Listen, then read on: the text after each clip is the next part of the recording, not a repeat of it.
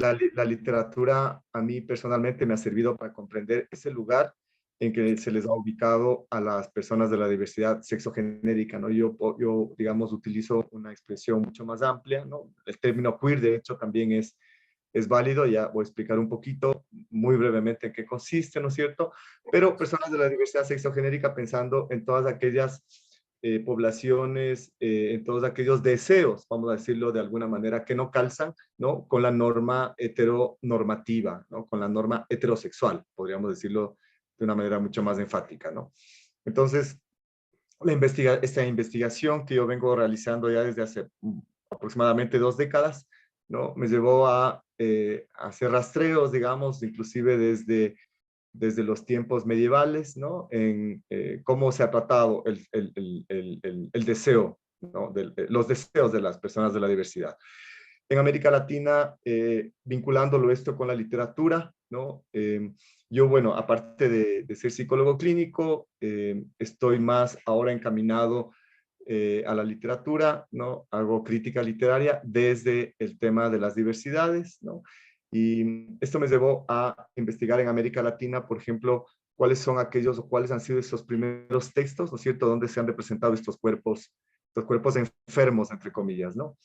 Entonces, en este libro, ¿no?, que es un conjunto de 14 ensayos, eh, justamente que hablan de diferentes épocas, yo abordo desde, les cuento así en términos generales, ¿no? Desde la época de la conquista, que vendrían a ser los primeros textos del origen de la literatura en castellano, ¿no? En América Latina, ¿no? Porque existe una literatura anterior, por supuesto, que es precolombina en este caso.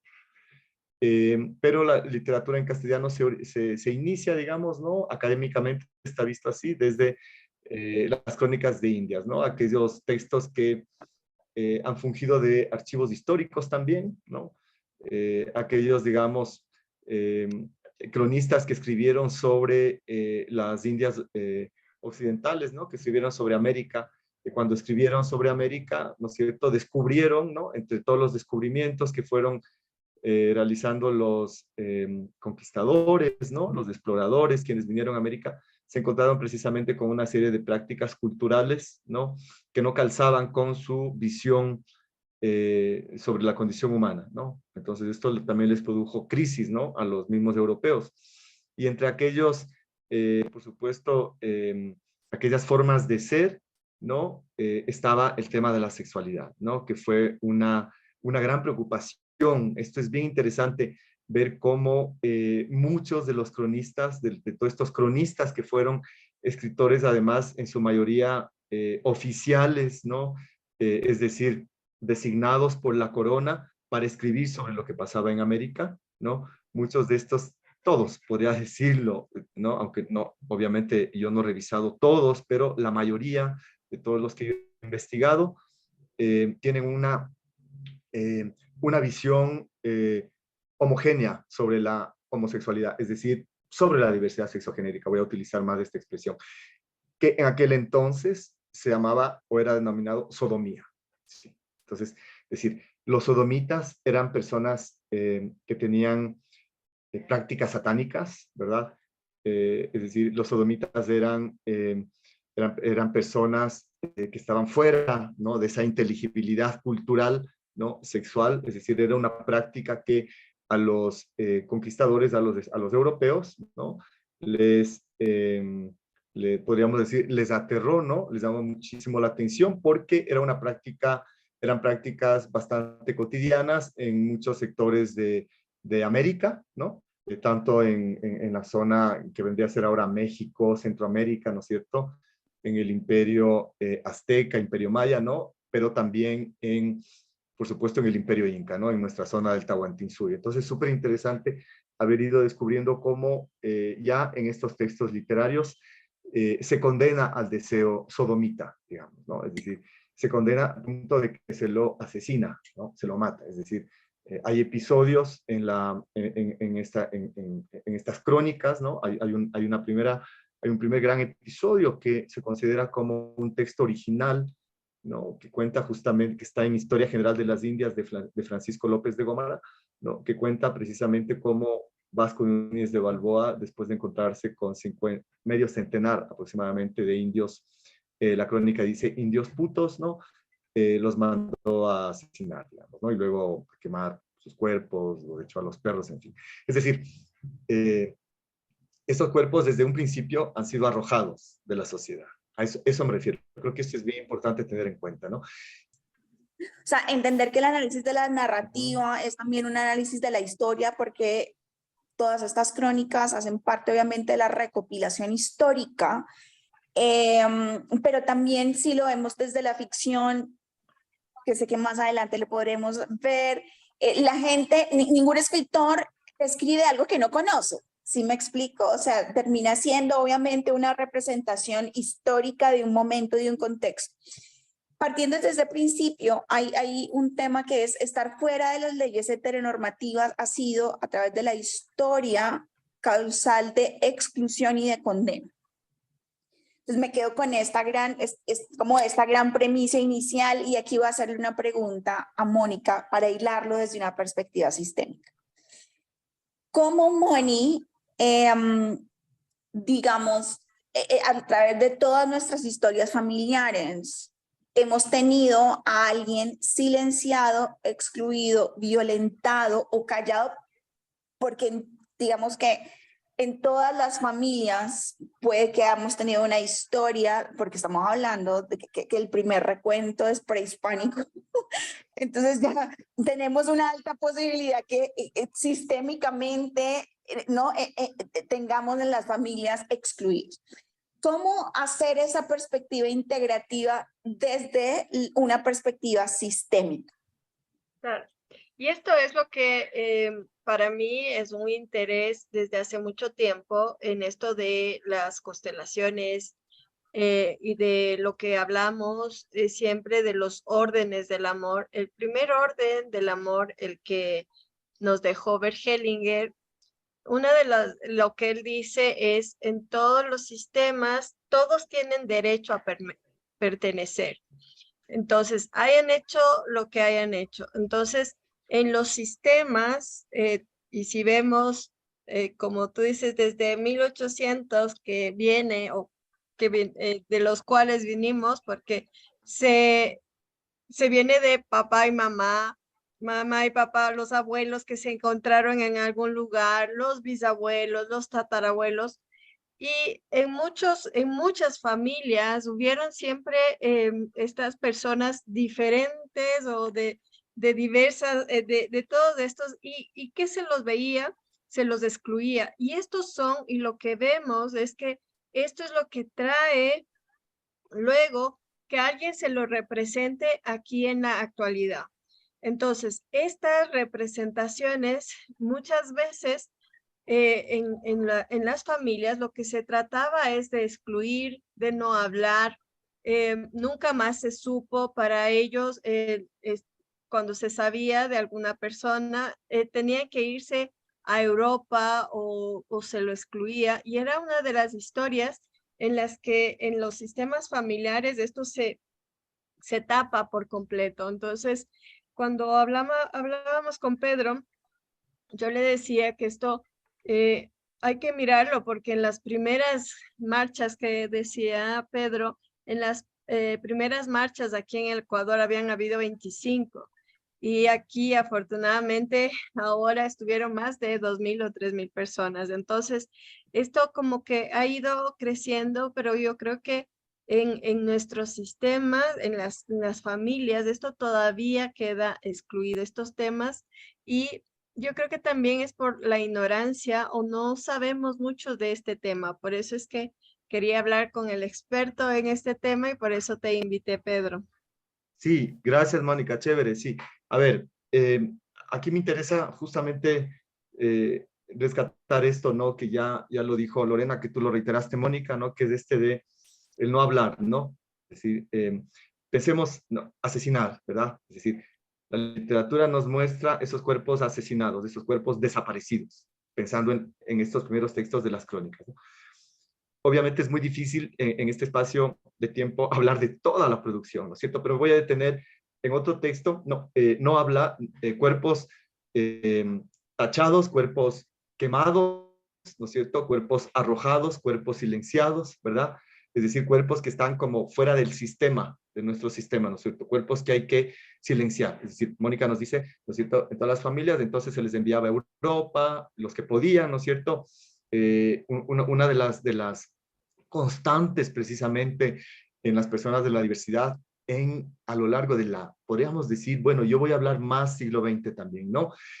Cuando está más visibilizado de alguna manera el tema, ¿no? Es decir, las personas salían de sus pequeñas ciudades y se iban a las grandes ciudades, por ejemplo, ¿no es cierto? Del pueblo chico a la gran ciudad, porque en la gran ciudad era el espacio donde podían de alguna manera perderse, ¿no es cierto? Es decir, ser parte de un grupo, ¿no? Es decir, estar como de alguna manera protegidos, ¿no? De ahí digamos, se comprende, ¿no? A veces se critica mucho también, ¿no? El tema de los guetos, de los barrios gays, todo este tema, ¿no? Que está también muy vinculado con un tema económico, ¿no? Esto han criticado mucho el pensamiento queer, ¿no? El tema de la explotación también económica, de querer ser parte de todo una élite también, ¿no? Ciertos grupos homosexuales, sobre todo en Estados Unidos, por el origen, ¿no es cierto?, de esas agrupaciones, de esas agremiaciones, por ejemplo, en las grandes ciudades, tiene que ver con la exclusión, es decir, la gente salía, ¿no? Como Mónica decía, se le mandaba ¿no es cierto? Mónica dice, se le mandaba a Europa, ¿no? Probablemente muchas familias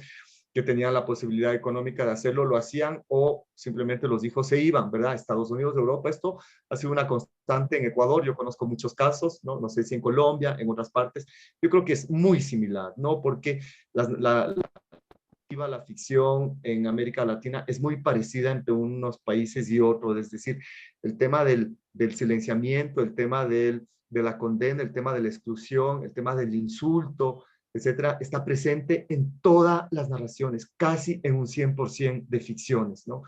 Y aquí yo voy entonces, fíjense ustedes, ¿no? Justamente desde esta mirada sistémica, ¿no? Es decir, están atrás en nuestra historia, ¿no? Son poblaciones que nos preceden, digamos, ¿no es cierto? Todos en la familia, ¿no es cierto? Tenemos o somos parte de la diversidad, ¿no? Que muchos silenciados, muchos que no lo dicen, ¿no es cierto? Lo que no se dice, ¿no es cierto? Genera síntomas, ¿verdad? Es decir, ¿por qué no se dice? ¿Por qué no se habla? Porque hay un entorno familiar, primero, ¿no? Hay un entorno cultural, segundo, ¿no? Hubo un entorno legal, ¿no? Tercero, porque lo legal es súper importante. Ya les voy a decir por qué, ¿no? Desde mi punto de vista, ¿no? Entonces, claro, esos cuerpos que no podían hablar, ¿no es cierto? Fueron generando síntomas, ¿verdad? Entonces, mucha gente se suicidó, mucha gente enfermó, ¿no es cierto? Generó síntomas, exactamente, ¿no es cierto? Entonces, fíjense, ahí también está el tema de la enfermedad, ¿no es cierto? Esos cuerpos enfermos, es decir, va al psicólogo, ¿no? Está enfermo, es homosexual, entonces va al psicólogo o tiene que ir al psicólogo, ¿no? ¿Por qué? ¿Será que ese cuerpo realmente está enfermo o es que hay una sociedad, hay todo un sistema que más bien no quiero utilizar la palabra tolerar, porque no es una buena palabra en la práctica, aunque en el diccionario sea un equivalente de respeto. No, no es tolerar, es decir, la sociedad no ha sido lo suficientemente no ha tenido la información suficiente, ha sido lamentablemente lo suficientemente ignorante en general la sociedad, el Estado, quienes han elaborado las leyes, quienes han estado detrás de la ciencia inclusive, ¿no es cierto? El Estado en sí mismo, ¿no es cierto? Que no han logrado comprender, entender estos cuerpos, ¿no es cierto? Porque rompieron esa inteligibilidad sexual heteronormativa, porque lamentablemente, y esto nos lo explica muy bien Judith Butler, probablemente algunos de ustedes conocen, ¿no es cierto?, esta filósofa estadounidense que es como la gran pensadora del tema queer, ¿no? Que justamente nos explica, ¿no?, que el mundo se ha estructurado en base a un binarismo, ¿no? Una matriz heterosexual. Entonces, todo aquello que sale de ese binarismo heterosexual ha sido arrojado, digamos, ¿no es cierto? Es enfermo, pero la historia nos muestra, ¿no? La historia nos muestra que la diversidad ha existido desde siempre, ¿no? No quiero decir desde los griegos, desde los romanos, ¿no? Porque también se comete ese error de decir, es que en la época griega, es que en la época romana, ¿no? Muchas personas de la diversidad, ¿no es cierto? Activistas, qué sé yo, ¿no? Como para empoderarse más del tema ese, pero es que esto siempre existió en la época griega, en la época romana, ¿no? Vinculando con la filosofía, con Platón, con Aristóteles, etcétera.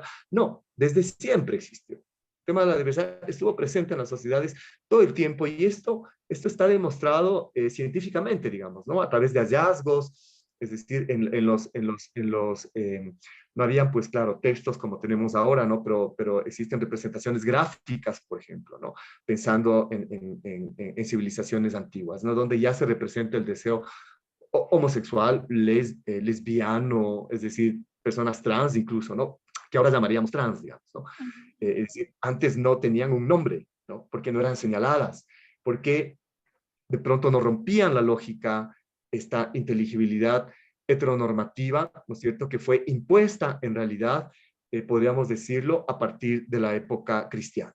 En realidad, porque ahí es justamente cuando se funda de alguna manera, podríamos decirlo, se institucionaliza esta matriz heterosexual, heteronormativa, ¿no? Historiadores sobre el tema de la homosexualidad plantean, ¿no? Que es a partir del tercer siglo después de Cristo cuando se condena la homosexualidad, ¿no? La diversidad en general, ¿no? La diversidad sexogenérica, ¿no? Pedro, Entonces, esto ha hecho que, claro, esos cuerpos se arrojen, porque los discursos se fueron heredando, y estos discursos los heredó la ciencia, los heredó la jurisprudencia, ¿no? Un discurso moral, finalmente, un discurso religioso, lo fue heredando la ciencia, después lo heredaron, primero el derecho, pensaría yo que primero el derecho, después la ciencia, ¿no? La medicina, los estados, las leyes, ¿no? Pensemos que en nuestros países, ¿no? Estuvo condenada la homosexualidad.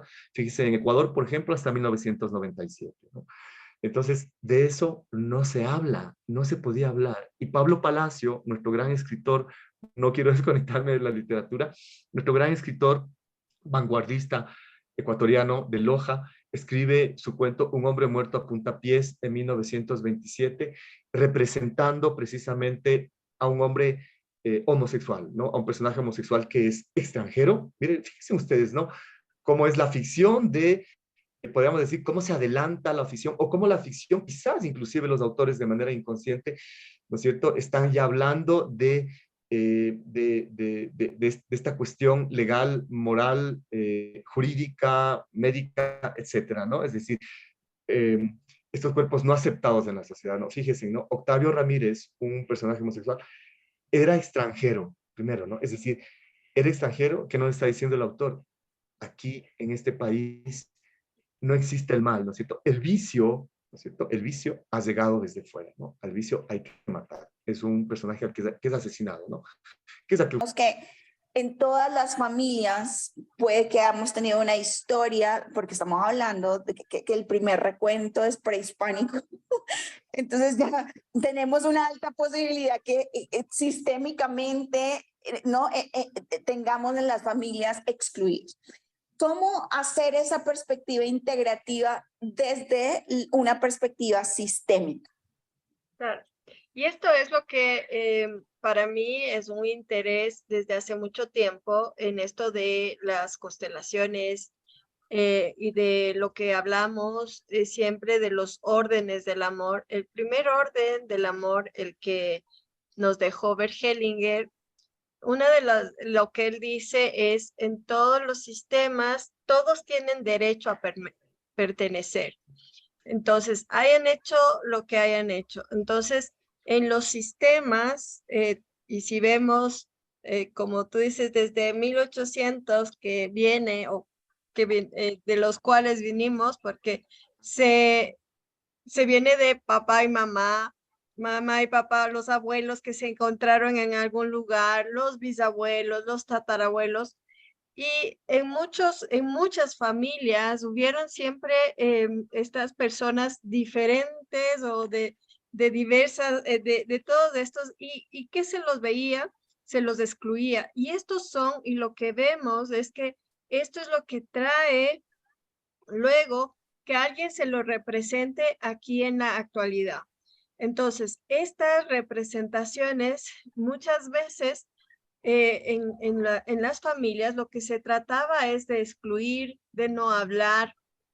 Nunca más se supo para ellos, cuando se sabía de alguna persona, tenía que irse a Europa o se lo excluía. Y era una de las historias en las que en los sistemas familiares esto se tapa por completo. Entonces, cuando hablábamos con Pedro, yo le decía que esto hay que mirarlo porque en las primeras marchas que decía Pedro, en las primeras marchas aquí en Ecuador habían habido 25 y aquí afortunadamente ahora estuvieron más de 2.000 o 3.000 personas. Entonces, esto como que ha ido creciendo, pero yo creo que en nuestros sistemas, en las familias, esto todavía queda excluido, estos temas, y yo creo que también es por la ignorancia o no sabemos mucho de este tema. Por eso es que quería hablar con el experto en este tema y por eso te invité, Pedro. Sí, gracias, Mónica, chévere, sí. A ver, aquí me interesa justamente rescatar esto, ¿no? Que ya lo dijo Lorena, que tú lo reiteraste, Mónica, ¿no? Que es este de el no hablar, ¿no? Es decir, pensemos, no, asesinar, ¿verdad? Es decir, la literatura nos muestra esos cuerpos asesinados, esos cuerpos desaparecidos, pensando en estos primeros textos de las crónicas, ¿no?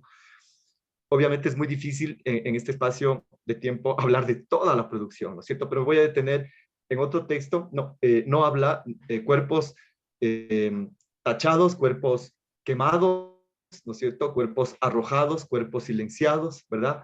Es decir, cuerpos que están como fuera del sistema, de nuestro sistema, ¿no es cierto? Cuerpos que hay que silenciar. Es decir, Mónica nos dice, ¿no es cierto? En todas las familias, entonces se les enviaba a Europa, los que podían, ¿no es cierto? Una de las constantes precisamente en las personas de la diversidad a lo largo de podríamos decir, bueno, yo voy a hablar más siglo XX también, ¿no? Cuando está más visibilizado de alguna manera el tema, ¿no? Es decir, las personas salían de sus pequeñas ciudades y se iban a las grandes ciudades, por ejemplo, ¿no es cierto? Del pueblo chico a la gran ciudad, porque en la gran ciudad era el espacio donde podían de alguna manera perderse, ¿no es cierto? Es decir, ser parte de un grupo, ¿no? Es decir, estar como de alguna manera protegidos, ¿no? De ahí, digamos, se comprende, ¿no? A veces se critica mucho también, ¿no? El tema de los guetos, de los barrios gays, todo este tema, ¿no? Que está también muy vinculado con un tema económico, ¿no? Esto han criticado mucho el pensamiento queer, ¿no? El tema de la explotación también económica, de querer ser parte de todo una élite también, ¿no? Ciertos grupos homosexuales, sobre todo en Estados Unidos, por el origen, ¿no es cierto?, de esas agrupaciones, de esas agremiaciones, por ejemplo, en las grandes ciudades, tiene que ver con la exclusión, es decir, la gente salía, ¿no? Como Mónica decía, se le mandaba ¿no es cierto? Mónica dice, se le mandaba a Europa, ¿no? Probablemente muchas familias que tenían la posibilidad económica de hacerlo, lo hacían o simplemente los hijos se iban, ¿verdad? Estados Unidos, Europa, esto ha sido una constante en Ecuador, yo conozco muchos casos, ¿no? No sé si en Colombia, en otras partes, yo creo que es muy similar, ¿no? Porque la ficción en América Latina es muy parecida entre unos países y otros, es decir, el tema del silenciamiento, el tema de la condena, el tema de la exclusión, el tema del insulto, etcétera, está presente en todas las narraciones, casi en un 100% de ficciones, ¿no? Y aquí yo voy entonces, fíjense ustedes, ¿no? Justamente desde esta mirada sistémica, ¿no? Es decir, están atrás en nuestra historia, ¿no? Son poblaciones que nos preceden, digamos, ¿no es cierto? Todos en la familia, ¿no es cierto? Tenemos o somos parte de la diversidad, ¿no? Que muchos silenciados, muchos que no lo dicen, ¿no es cierto? Lo que no se dice, ¿no es cierto? Genera síntomas, ¿verdad? Es decir, es decir, ¿por qué no se dice? ¿Por qué no se habla? Porque hay un entorno familiar, primero, ¿no? Hay un entorno cultural, segundo, ¿no? Hubo un entorno legal, ¿no? Tercero, porque lo legal es súper importante. Ya les voy a decir por qué, ¿no? Desde mi punto de vista, ¿no? Entonces, claro, esos cuerpos que no podían hablar, ¿no es cierto? Fueron generando síntomas, ¿verdad? Entonces, mucha gente se suicidó, mucha gente enfermó, ¿no es cierto? Generó síntomas, exactamente, ¿no es cierto? Entonces, fíjense, ahí también está el tema de la enfermedad, ¿no es cierto? Esos cuerpos enfermos, es decir, va al psicólogo, ¿no? Está enfermo, es homosexual, entonces va al psicólogo o tiene que ir al psicólogo, ¿no? ¿Por qué? ¿Será que ese cuerpo realmente está enfermo o es que hay una sociedad, hay todo un sistema que más bien no quiero utilizar la palabra tolerar, porque no es una buena palabra en la práctica, aunque en el diccionario sea sea un equivalente de respeto. No, no es tolerar, es decir, la sociedad no ha sido lo suficientemente no ha tenido la información suficiente ha sido lamentablemente lo suficientemente ignorante en general la sociedad, el Estado, quienes han elaborado las leyes, quienes han estado detrás de la ciencia inclusive, ¿no es cierto? El Estado en sí mismo, ¿no es cierto? Que no han logrado comprender, entender estos cuerpos, ¿no es cierto? Porque rompieron esa inteligibilidad sexual heteronormativa, porque lamentablemente, y esto nos lo explica muy bien Judith Butler, probablemente algunos de ustedes conocen, ¿no es cierto?, esta filósofa estadounidense que es como la gran pensadora del tema queer, ¿no? Que justamente nos explica, ¿no?, que el mundo se ha estructurado en base a un binarismo, ¿no? Una matriz heterosexual. Entonces, todo aquello que sale de ese binarismo heterosexual ha sido arrojado, digamos, ¿no es cierto? Es enfermo. Pero la historia nos muestra, ¿no? La historia nos muestra que la diversidad ha existido desde siempre, ¿no? No quiero decir desde los griegos, desde los romanos, ¿no? Porque también se comete ese error de decir, es que en la época griega, es que en la época romana, ¿no? Muchas personas de la diversidad, ¿no es cierto? Activistas, qué sé yo, ¿no? Como para empoderarse más del tema ese, pero es que esto siempre existió en la época griega, en la época romana, ¿no? Vinculando con la filosofía, con Platón, con Aristóteles, etcétera. No, desde siempre existió. El tema de la diversidad estuvo presente en las sociedades todo el tiempo y esto está demostrado científicamente, digamos, ¿no? A través de hallazgos, es decir, no habían, pues claro, textos como tenemos ahora, ¿no? Pero existen representaciones gráficas, por ejemplo, ¿no? Pensando en civilizaciones antiguas, ¿no? Donde ya se representa el deseo homosexual, lesbiano, es decir, personas trans incluso, ¿no? Que ahora llamaríamos trans, digamos, ¿no? Es decir, antes no tenían un nombre, ¿no? Porque no eran señaladas, porque de pronto no rompían la lógica, esta inteligibilidad heteronormativa, ¿no es cierto?, que fue impuesta en realidad, podríamos decirlo, a partir de la época cristiana. En realidad, porque ahí es justamente cuando se funda de alguna manera, podríamos decirlo, se institucionaliza esta matriz heterosexual, heteronormativa, ¿no? Historiadores sobre el tema de la homosexualidad plantean, ¿no? Que es a partir del tercer siglo después de Cristo cuando se condena la homosexualidad, ¿no? La diversidad en general, ¿no? La diversidad sexogenérica, ¿no? Pedro, Entonces, esto ha hecho que, claro, esos cuerpos se arrojen, porque los discursos se fueron heredando, y estos discursos los heredó la ciencia, los heredó la jurisprudencia, ¿no? Un discurso moral, finalmente, un discurso religioso, lo fue heredando la ciencia, después lo heredaron, primero el derecho, pensaría yo que primero el derecho, después la ciencia, ¿no? La medicina, los estados, las leyes, ¿no? Pensemos que en nuestros países, ¿no? Estuvo condenado a la homosexualidad, fíjese, en Ecuador, por ejemplo, hasta 1997, ¿no?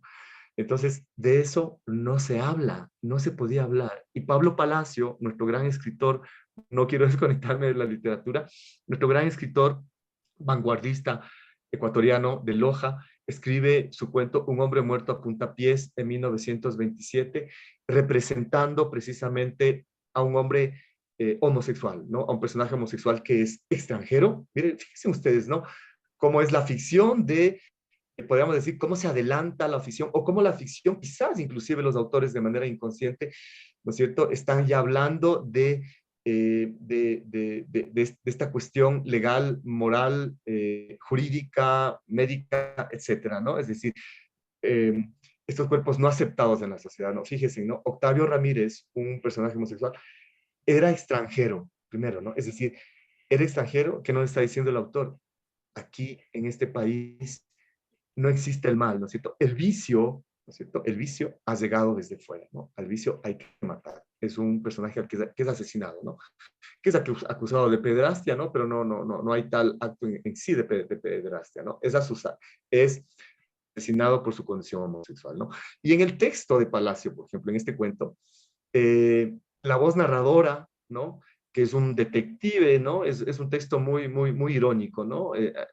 Bastante ambiguo con respecto a la diversidad, ¿no? Homofóbico a ratos, ¿no? Pero también es un texto que critica a la sociedad ecuatoriana, podríamos decir, ¿no?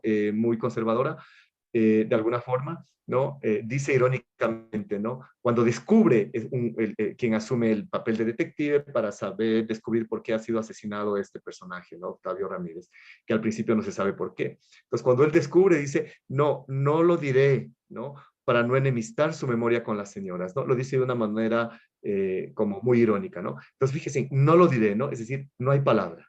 Es decir, este deseo no tiene palabra, este deseo no puede ser nombrado, ¿cierto? Es decir, no lo dice así, por supuesto, Pablo Palacio, ¿no es cierto? Pero al construir el relato de esta forma, es posible hacer esta interpretación debido al contexto y a todo esto que digamos que nos lleva ahora a la reflexión, ¿no?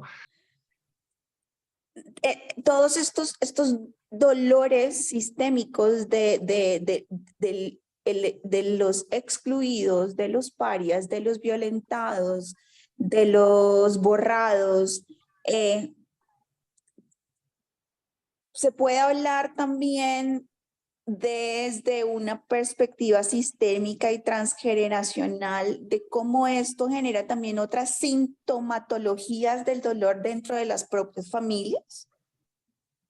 Sí, una de las cosas que ahorita estaba mirando, estaba escuchándole a Pedro, es esto que en psicología también, no sé si me ayudas, Pedro, que se lo decía en el DS, había uno que nos decían todas las patologías del libro de la patología en el que se nos decía que la homosexualidad era una enfermedad. Y Sí, hace esto, en los primeros tratados de lo que es la psicopatología, se hablaba como la homosexualidad como una enfermedad. Y entonces, muchas de estas situaciones y lo que pasa y lo que vemos ahora es esto que enfermó cuando no se habla de un miembro del sistema familiar. Entonces, es como, y por eso ahora se habla desde la familia Madrigal, o desde estas películas para los niños. Por ejemplo, esto en la familia Madrigal está muy claro, ¿no? Que hay un excluido que se lo puso detrás del biombo, se le cerró la puerta y lo tenían ahí. Y entonces esta persona era el que más atraía a las generaciones posteriores. Entonces, estas situaciones son como y lo vemos, es como piezas que hay que ponerles en su lugar, hay que darles un lugar. Y entonces esto es lo que enferma, digamos, si es que vamos a hacer así, como que esta exclusión, lo que pasa es que lo va a representar alguien adelante y lo que se ve es el dolor de las personas que son excluidas. Y esto es lo que vamos a ver en muchos sistemas e incluso en muchas enfermedades que nos llevan a la depresión, porque también es ese dolor que no se puede ser expresado. Entonces, esto se sigue la cadena de exclusiones y esto en las familias se sigue evidenciando. Entonces, no sé qué piensas tú, Pedro. Yo tengo otra pregunta. Ay, perdón, es que usted, esto es una pregunta psicológica para los... Uno, y esto, digamos, ambos son psicólogos clínicos además, y entonces esto voy a hacer es como pregunta de terapia. Se puede hablar desde la literatura y esto habla, o sea, lo conecto con una perspectiva sistémica, una manera de integrar también cómo dentro de las familias podemos generar nuevas narrativas y nuevos discursos a través de la escritura de nuestra propia historia familiar, en el que incluyamos a esos excluidos y le demos lugar desde el corazón. Eso puede ser una perspectiva integradora y sanadora. Bueno, desde nosotros, desde lo que son constelaciones y una de las cosas que trabajamos es dar el lugar a estas personas, ¿sí? Y dar lugar en su dignidad, en su honra y en su respeto. Entonces, este es el trabajo cuando miramos y también podemos comprender desde las familias que se pueda mirar cuál es desde esto que se habla en las familias, como que está muy afeminado. En uno de mis pacientes es como venía una familia toda preocupada porque su hijo es un poco afeminado, entonces un poco de 12 años y que no se habla de esto. Entonces lo que mirábamos desde esta situación de lo que se mira al padre, el padre que le mira que no le gustan los carros como su otro hijo es, y que a él es más sobreprotegido de su mamá y que le echaba la culpa a la mamá porque era muy afeminado y que le sobreprotegía demasiado. Entonces, también todas estas situaciones en la familia que no se habla, tal vez por todo esto que estas construcciones familiares que se nos hacen desde hace mucho tiempo, y es esto que en un niño de 12 años realmente es como, es el mirado como el que hay que cambiarle o hay que mirarle qué es lo que está pasando con él. Entonces, no sé qué tú piensas en esto, Pedro. A ver, sí, yo creo que del tema sí se habla. Em, no pensando en una problemática familiar, pero el tema está en el lenguaje, el tema está en la cultura, ¿no? Em, el tema está todos los días, ¿no? ¿Cómo? Van a decir ustedes, ¿no es cierto? ¿No? A través del chiste, a través de la broma, a través de la burla, ¿no es cierto? Es decir, esto va construyendo también esos cuerpos arrojados que se van arrojando, que se van segregando también, ¿no es cierto? Porque la sociedad no les da espacio. Pensemos en lo cotidiano, ¿no? Para mí el tema del lenguaje es súper importante, ¿no? A un niño, ¿no es cierto? Pareces mujercita a un varón, ¿no? Eh, los niños no lloran, ¿no? Eh, mariquita, ¿no es cierto? Hasta en el chiste, ¿ya? No seas maricón, ¿verdad? Es decir, está todo el tiempo hablándose del tema en un sentido negativo, ¿sí? Entonces, la homofobia está en la cultura, está antes de que existan estos cuerpos enfermos, ¿no es cierto? La homofobia está en la familia antes de que nazca el niño o se visibilice el niño afeminado, ¿no es cierto? Claro, el niño afeminado sufre más, ¿no es cierto? Porque no está cumpliendo con el patriarcado, ¿verdad? Con el rol que ha dictado la sociedad para los hombres, ¿no? Y este es justamente uno de los grandes problemas, ¿verdad? Esa ruptura, es decir, esa ruptura de roles, ¿verdad? Es decir, yo no quiero ser, no quiero seguir el modelo, ¿verdad? Es decir, eso es ir en contra de toda una historia, digamos, de toda una institucionalidad. Entonces, es tan difícil, ¿no? Decimos, Mónica dice, no, tenemos que integrarles, ¿verdad? Dice, es parte, ¿no? Tienen que tener un lugar. Yo estoy completamente de acuerdo desde el punto de vista psicológico, ¿cierto? Es decir, muchos padres llevan a sus niños, a sus hijos al psicólogo, ¿no? Pensando en el caso de que cuenta Mónica, ¿no es cierto? Como que el niño tiene un problema, ¿verdad? A lo mejor sí tiene un problema, ¿no es cierto? Sí tiene padres homofóbicos, como al parecer es en este caso, ¿no? Pero quienes necesitan ahí tratamiento o quienes necesitan ser hablados, ¿no? O aclarados o a quienes se les debe proveer información también, ¿no? Es a los padres, ¿verdad? Es decir, los padres tienen que entender todo esto que ha sucedido históricamente, digamos, ¿no es cierto? Con los deseos que salen de la norma, ¿verdad? Entonces, es fácil decir, le quiero integrar, ¿no es cierto? O debemos de integrar a nuestro hijo, digamos, a la sociedad, ¿no?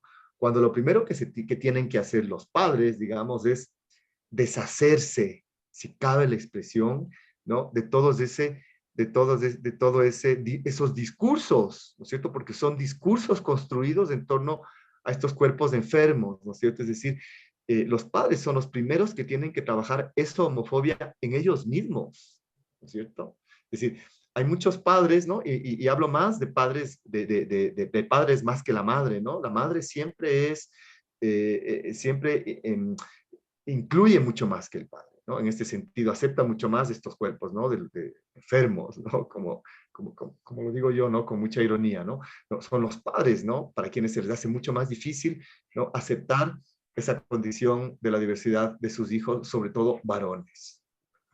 Es decir, precisamente porque estamos en una sociedad patriarcal, ¿no? Seguimos viviendo en un mundo patriarcal, seguiremos viviendo por mucho tiempo en un mundo patriarcal, en un mundo machista, ¿no es cierto? De ahí la importancia de las leyes, ¿no? Yo les decía hace un momento, las leyes son súper importantes, porque gracias a las leyes, ¿no? Las personas pueden incluirse en la sociedad. Es decir, el momento que existe un reconocimiento por ejemplo, el género en mi cédula, ¿no? Que es un tema que a muchas personas digamos, les choca con respecto a las personas trans, ¿no? Es decir, una persona trans quiere que en su cédula aparezca el género con el cual se identifica, ¿verdad?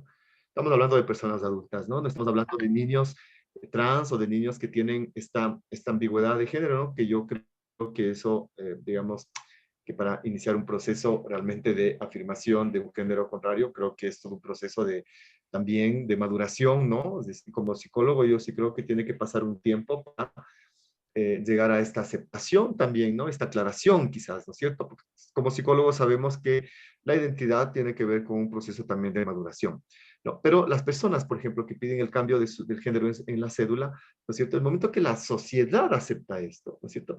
Los está incluyendo ya, ¿no? Entonces vean, ¿no? Entonces ya lo está haciendo parte de todo un sistema, ¿no es cierto?, de vida, podríamos decir, ¿no? Es decir, esto les permite acceso laboral, acceso a ciertos espacios, reconocimiento, ¿no es cierto? Aunque las burlas sigan atrás, ¿no? Las burlas siempre van a estar, ¿no? Las personas de la diversidad saben que la burla siempre está ahí, ¿no? Por eso es que se resignifican también estas palabras, estos insultos, ¿no? Invertidos y marimachos, por ejemplo, ¿no?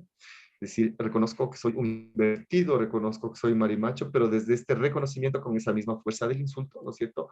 Doy cuenta de una forma de vida tan lícita como la heterosexualidad, por ejemplo, ¿no? Entonces, es bien importante, sí, Mónica, lo que tú estás diciendo, ¿no? Es decir, incluir, ¿no? Hay que reconocer, incluir, ¿no? Hay que incluir porque eso que está atrás, que no, digamos, que está excluido, ¿no es cierto? Está saliendo de alguna manera, va a salir, se generan síntomas en la familia, ¿no es cierto? De eso no se habla, ¿no? Lo que no se habla genera enfermedades, por supuesto, ¿no? La palabra es importantísima, ¿no? Pero para incluir, ¿no? Los padres, ¿no? O quienes tienen que incluir, tienen que trabajar primero en sí mismos, con su propia homofobia, ¿no es cierto? Con esa homofobia que, insisto, primero es una homofobia cultural, porque está ahí desde hace siglos, ¿no es cierto? Porque desde chiquitos, ¿no es cierto? Escuchamos el maricón por acá, marimacho, etcétera, ¿no es cierto? Es decir, el insulto a la diversidad, ¿no? Entonces, un niño, ¿no es cierto?, que crece escuchando esto, un niño o una niña, ¿cómo se va sintiendo? ¿Cómo se va construyendo? ¿No es cierto? Si tiene un padre, ¿no? Si está en un entorno homofóbico en el colegio, el bullying es terrible en los colegios, ¿no es cierto? Por eso es tan importante el tema de la educación en diversidad en los colegios, que se han opuesto en Ecuador, se opuso finalmente el Estado, ¿no es cierto? Se opusieron los grupos de los grupos conservadores, por supuesto, ¿no? Es decir, no se trata de querer homosexualizar a los hijos, ¿no? Como ignorantemente piensa o dice la gente, porque nadie puede homosexualizar a nadie, ¿cierto? Es decir, las personas nacen y se van construyendo desde diferentes perspectivas, de acuerdo a diferentes situaciones de vida, que no cabe, por supuesto, aquí hablar de casos muy específicos, ¿no es cierto? Pero no es que yo voy a homosexualizar a un estudiante porque estoy hablando del tema de la diversidad y del reconocimiento de esas otras identidades, ¿no? Simplemente se trata de educar con el tema de la inclusión, ¿no? Entonces, fíjense, vivimos en un mundo homofóbico, en los colegios hay mucho bullying, ¿no es cierto? Y encima en la familia, ¿no es cierto? Hay padres, ¿no es cierto?, que de pronto de manera inconsciente lo hacen, ¿no? Porque quizás no lo hacen de mala fe, digamos, ¿no? Un chiste, ¿no?, contra los homosexuales, un chiste contra los maricas, ¿no es cierto? Entonces, esos discursos, miren, ahí hay un discurso, ¿no es cierto? Esas palabras van construyendo a ese niño, a esa niña, lo van construyendo también, ¿no es cierto? Es decir, hay un relato que le antecede con respecto a su condición. Y esto es muy grave cuando no se cambian las palabras. cuando no se cambian los discursos, ¿no es cierto? Entonces, Pedro, ahí sí. te voy a apuntar algo que me parece que es súper poderoso y es la resignificación de los discursos. Y me voy a quedar aquí porque desde la perspectiva sistémica hay una frase que me parece súper linda, o un término más bien que se llama las fidelidades inconscientes, y que a veces para cambiar y para moverse hacia adelante hay que ser infiel al sistema, Ujú. ¿sí? Y ser infiel al sistema es ser infiel al discurso aprendido, porque de lo contrario no puedo incluir nuevas perspectivas, resignificar los discursos. Entonces, desde ahí voy a hacer la pregunta, Moni, ¿cómo desde el trabajo sistémico que hacemos todos los días o en terapia o en los talleres o no, o cada uno con las herramientas que tiene, puede ser consciente de esta necesidad de ser infiel a esos discursos aprendidos para poder resignificarlos?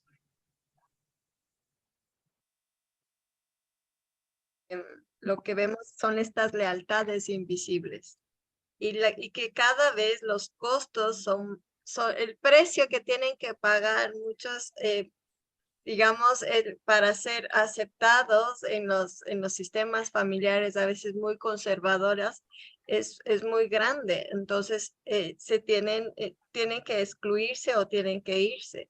Sin embargo, lo que dice Pedro, y estoy muy clara, es como los padres tienen que cambiar, especialmente ahora. Yo creo que sí se habla muchísimo.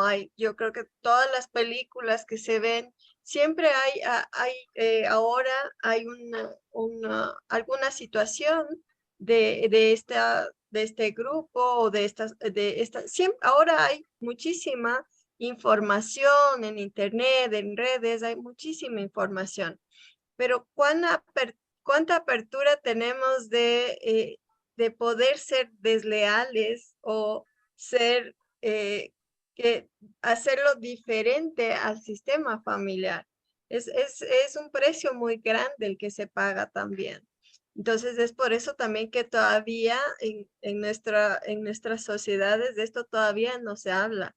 Todavía en los colegios, todavía eso se dice supuestamente de que sí, legalmente no se acepta, pero si vemos en los colegios o en las escuelas, en pueblos pequeños, en ciudades pequeñas, todavía hay esta discriminación porque desde los profesores o desde las familias también hay mucha ignorancia. Yo sí creo también esto desde la religión, que se mira mucho esto de la religión, y este es como lo que la religión siempre lo puso, ¿no? Eh, para tratar a las personas. Entonces, no sé qué tú piensas, Pedro. O sea, sí, definitivamente, o sea, en esto último que tú acabas de decir, el discurso de la iglesia, ojo, ¿no? No estoy hablando del cristianismo, ¿no? Yo respeto mucho a las personas religiosas, ¿no? Pero la iglesia como institución condenó la diversidad, ¿no? Y la iglesia como institución sigue siendo un poder en la sociedad, ¿no es cierto? Un poder que rige pensamientos, formas de ser, formas de vivir, ¿no? Y lamentablemente la iglesia católica y evangélica, ¿no? La evangélica peor todavía, ¿no? Es decir, siguen condenando estos cuerpos, ¿no? Es decir, de ahí la importancia, ¿no? Cuando uno le escucha al Papa, ¿no? Yo sigo mucho el discurso del Papa, ¿no? Que ha ido cambiando. Fíjese, en el Papa cuando fue arzobispo de Buenos Aires hace como 15 años, creo que fue, no me acuerdo, más o menos, y estaba Argentina justo tratando de aprobar la ley de matrimonio civil igualitario. El Papa era arzobispo y él se opuso, ¿no? Fue a hablar con la presidenta, que entonces era Cristina Fernández, ¿no? Y él hablaba asociaba el arzobispo, Bergoglio, ¿no? Asociaba la homosexualidad con el demonio. Yo les cuento, sé muy de cerca esta historia porque un activista, Bruno Bimbi, que fue uno de los que trabajó en la aprobación del matrimonio civil igualitario, estuvo en el Ecuador, estuvo en mi casa, conversamos, me dio su libro, etc. ya me comentaba todo esto, ¿no? Y fíjense ustedes cómo el Papa ya cuando fue Papa, digamos, ¿no? Francisco Bergoglio, cambió de discurso, ¿no? Y ha ido cambiando, ¿no? La primera vez que le preguntaron, dijo, ¿quién soy yo para juzgar a los homosexuales? ¿No? Que fue una de las primeras preguntas que le hicieron en su primer viaje a Brasil, ¿no? En un encuentro de la juventud, ¿no? En su primer viaje que hizo, ¿no? Como Papa. Entonces, él fue cambiando de discurso, ¿no? Entonces, yo les digo, ¿no? Yo pienso mucho esto, ¿no? Tiene que haber un momento, si es que, en la historia de la iglesia, ¿no? Que la iglesia católica va a tener que pedir perdón a las personas de la diversidad, como ha pedido perdón a otras comunidades, ¿no? Por esta serie de estas persecuciones históricas que lamentablemente siguen influyendo muchísimo el pensamiento de las familias, ¿cierto? Porque pueden haber padres contemporáneos, padres jóvenes ahora, ¿no? Pero que tienen el discurso ahí eh, instaurado, ¿no? Entonces, y sí, es importante lo que tú dices, Mónica, ¿no? Ahora sí, hay películas, hay series, está bien, a mí me parece que son buenos mecanismos, ¿no? Como para ir reflexionando sobre el tema, ¿no? Pero, digamos, todavía falta muchísimo, ¿no? Es decir, no porque se hayan aprobado ciertas leyes, etcétera, ya la historia ha cambiado, no, al contrario, más bien ha ido generando reacciones de grupos contrarios, ¿no? Vean ustedes que, por ejemplo, el pensamiento de la ultraderecha está volviendo en el mundo, ¿no? Está volviendo volvió con Trump, ¿no? En Estados Unidos, con Bolsonaro en Brasil, en Europa también, ¿no? En Italia, parece que hay algunos países de Europa Occidental donde está resurgiendo este pensamiento de la ultraderecha, ¿no? En Francia está como mitad, mitad, está como dividido, ¿no? Entonces, hay una resistencia, ¿no? Porque lamentablemente, la ultraderecha ha sido quien más ha condenado, pues, ¿no? A la diversidad.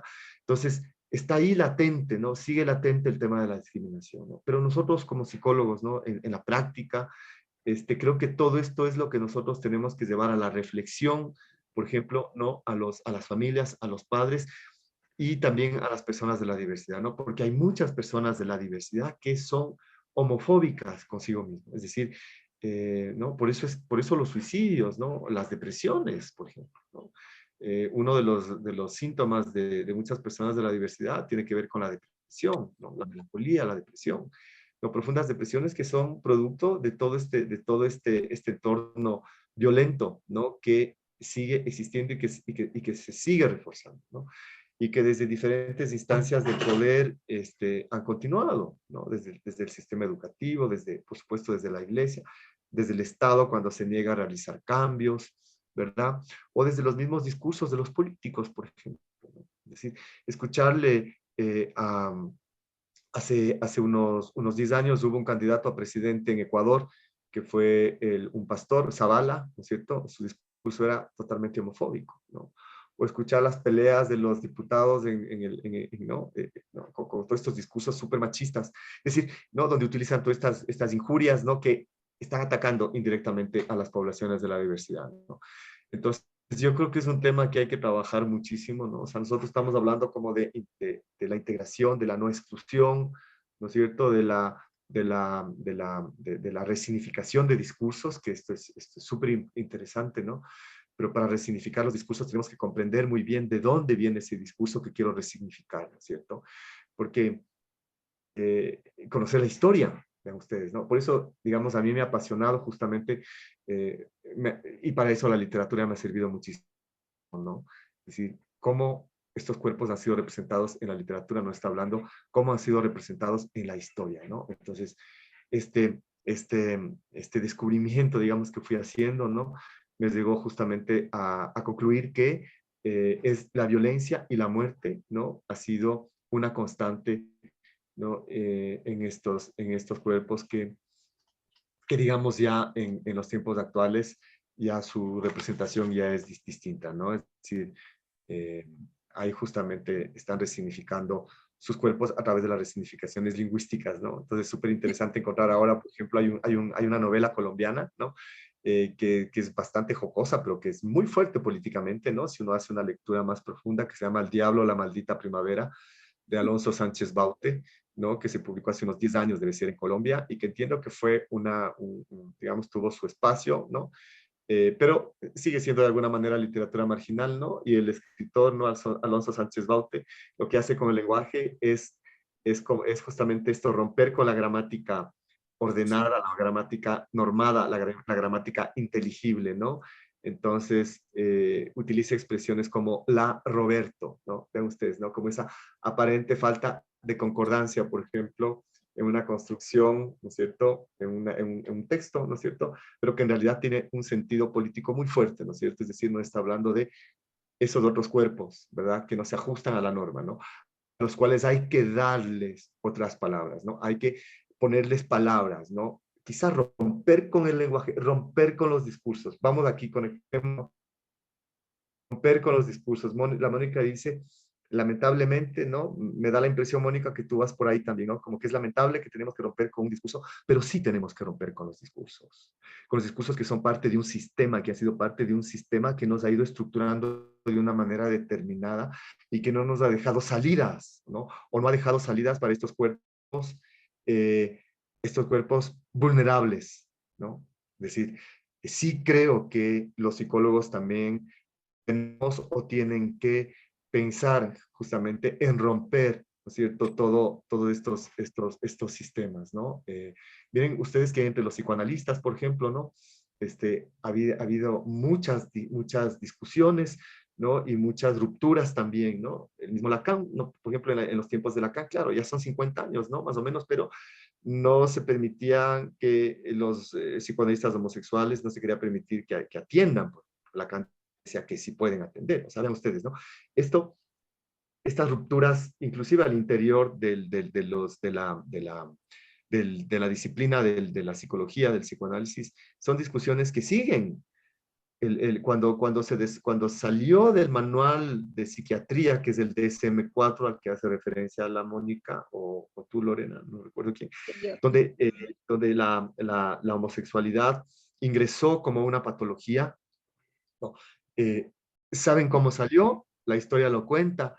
Salió de lo patológico, digamos, la homosexualidad, salió del manual de psiquiatría americana, que es un referente de salud a nivel mundial, ¿no? Salió de lo patológico, no porque los psiquiatras y los psicoanalistas que conformaban en los años, en 1970, cuando pasó esto, cuando conformaban la Asociación Psiquiátrica Americana, no porque decidieran que no están enfermos las personas homosexuales. No, salió del manual porque un grupo de activistas, ¿no? Con tiempos de la liberación gay, años 70, de cambios en muchos sentidos en el mundo, irrumpieron en una sesión de la Asociación Americana de Psiquiatría, ¿no? Irrumpieron y les obligaron a que eliminen, a que saquen de su manual a la homosexualidad como una patología.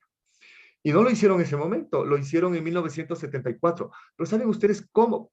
Pensemos, ¿no? Cómo no hubo argumentos para decir que la homosexualidad era una patología, como tampoco ha habido argumentos para decir que es un crimen, como tampoco hay argumentos para decir que es incluso un pecado, ¿no? Porque todo tiene que ver con interpretaciones que también se han hecho de la Biblia, ¿no?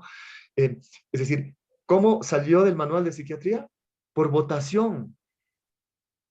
O sea, hicieron un plebiscito interno entre los psiquiatras y psicoanalistas que conformaban la asociación para sacar a la homosexualidad o no del manual de psiquiatría. Pedro, yo quería aprovechar que estás Pero aquí. vean, esa información es porque no hay argumentos. No hay argumentos científicos, no hay argumentos, o sea, no hay argumentos. Los argumentos eran morales. Eran morales. En el siglo XIX, a partir de la publicación de un artículo en 1800, publicó en una revista de psiquiatría que se llama Few Psychiatry, yo no sé alemán, pero creo que este es el nombre más o menos, se publica un artículo llamado Sentimiento Sexual Contrario, ¿no? Que publica un psiquiatra, ¿no? Sobre el caso de una mujer lesbiana, ¿no? Que estaba aquejada por su condición, obviamente aquejada por todo ese entorno de violencia que había alrededor, ¿no? Era ilegal la homosexualidad en la Alemania en aquel entonces, ¿no? Y siguió siendo hasta los años 80, me parece, del siglo XX. Publica ese artículo en 1870. Entonces, ese es como el origen, ¿no? Foucault, ¿no? Que es un filósofo muy importante que analiza mucho el tema, él dice, ¿no? Este es la data, digamos, ¿no? La fecha de inicio de cuando se empieza a considerar a la diversidad como una patología, a partir de la publicación de ese artículo en la revista psiquiátrica alemana. Y porque antes, digamos, dice, el sodomita era un enfermo moral, una cosa. No dice enfermo, dice, era como inmoral, digamos, ¿no? Pero dejó de ser ese cuerpo inmoral para convertirse en un sujeto con un historial de vida, un pasado, ¿no? Una morfología indiscreta, dice él inclusive, ¿no? Porque claro, empezó a verse un montón de cosas a nivel físico, a imaginarse también los psiquiatras que las personas de la diversidad sufrían o padecían, ¿no? Más allá de aquellas condiciones, ojo, ¿no? Es importante también diferenciar esto, ¿no? De aquellas condiciones, aquellos cuerpos que han nacido biológicamente con las dos disposiciones, ¿no? Que eso es otra cosa, ¿no? Que no tiene que ver exactamente con la identidad de género, sino con cuerpos que nacieron con las dos posibilidades, digamos, cromosomáticamente hablando, ¿no? Y que también han sido considerados cuerpos enfermos biológicamente porque la sociedad se ha organizado en base a esa matriz binaria, ¿no? Masculino-femenino.